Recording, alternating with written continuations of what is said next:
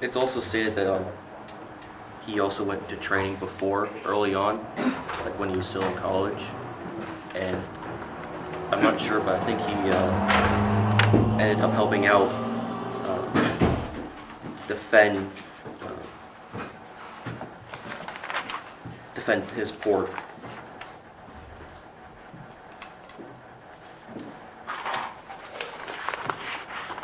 But I'm not sure where it says it. So I also believe his position on everything is that he doesn't want to create violence where it doesn't need to be created. Like, I forget who, but there was a mob attacking somebody, and he helped, and they were part of the British alliance, and the mob was with the with the Patriots, and he helped the British guy get out because he didn't feel like there was a need to fight him at all. I can, to add on to what he just said about the mob, there was after the demonstration on the night of May 10th, the mob had come and knocked down the gate the mob had come down and knocked down the gate and surged toward the residence where Hamilton and his troops were. And when the mob reached them, Hamilton he tried to stop them by giving a speech to try to help stop them, but he didn't stop them. But he gave Mouse Cooper, which was one of his troops, one of his people that he were with. Mouse Cooper wasn't he a general? He was a doctor. He was a doctor. Well, he gave him enough time to escape. But after the escape, they never saw each other again. And England ended up losing the revolution.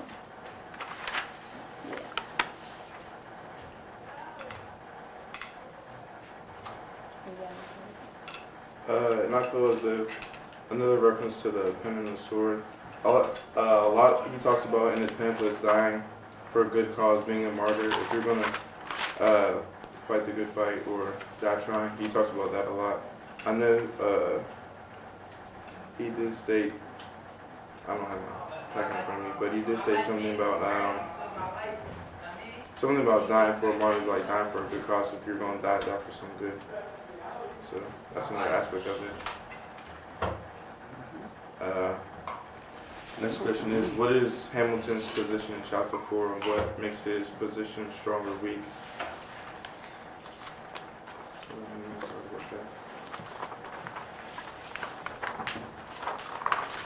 You don't have nothing to say, Joachim?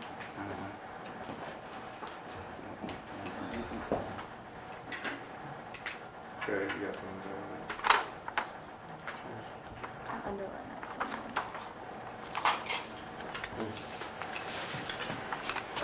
I want to real quick summarize the chapter for everyone, since they didn't read it.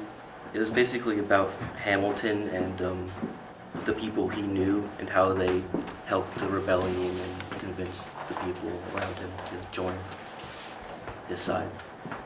Can you please repeat that? Can you repeat that?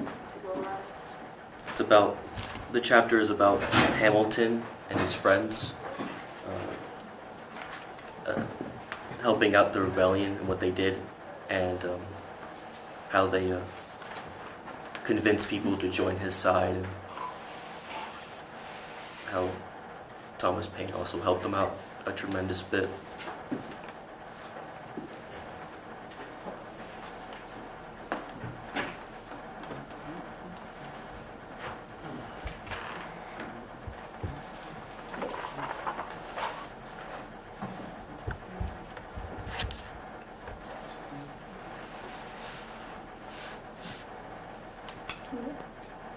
Okay.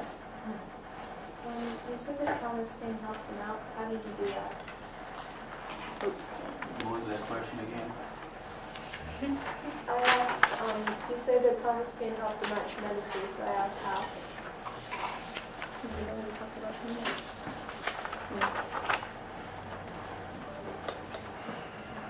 Well, he ends up getting a bunch of the common people to join them. It says that right here that they ended up selling, in the common sense, They ended up selling 120,000 copies.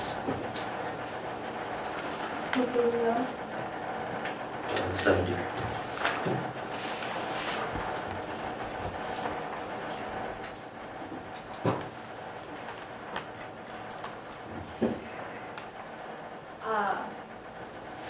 You guys said something about a mob on May 10th. What was the cause of the mob?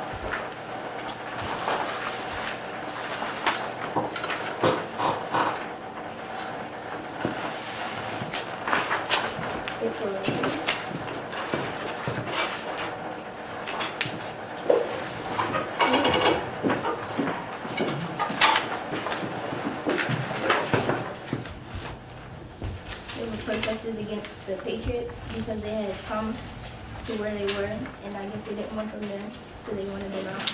So they tried to overthrow them and run them out of there. Did they succeed? Yeah. Go ahead, Jake. So the title of his passage is the pen in the sword, but where in the passage is it prison now? Where does it, I don't want to word it. Like, does it get like context in the text saying like how the title was constructed into this somehow? And real quick, elaborate on Melissa's question. And it says that someone unanimously blamed Miles Cooper, the guy that they were after, for the deaths of 4 patriotic people in Massachusetts. And Can you repeat Miles Cooper. so Miles Cooper was the person they were going after, and someone unanimously handed in something that said that he was to blame for deaths of the rebellion people, basically. And for the textual evidence, for the sword part, he trained a lot, and I believe that's where it comes from. It says, and he also believed in the motto like liberty and death. It says, the young recruits marched briskly past tombstones with the motto liberty or death. And he had a lot of military spirit, it says here as well. And I feel like for your question, I mean, there's not much contextual evidence, but I feel like there's a switch from him writing pamphlets and then him like describing about all the battles and stuff, and then there's a switch from him writing, and then in one of his pamphlets, he says, I'm going to be joining the army. So I feel like that's kind of like the switch from like pen to sword. Like sword is not really like, it's actually using a sword, but a sword is referring to like a fighting tool, so he's going to fight a good fighter. Like what happened for him to write about it. You can go on and tell me some more about it. It says that the farmer refuted was, I guess it was he wrote it about whenever they had Hamilton and his troops and 800 British troops marched out of Boston to capture Samuel Adams and John Hancock and seize a stockpile of Patriot munitions in Concord. And whenever they had passed a town or whatever, or a place, it was called Lexington, they encountered a motley battalion of armed farmers. So yeah, the farmers decided they were armed and they had fought them or attacked the British troops as they were passing through.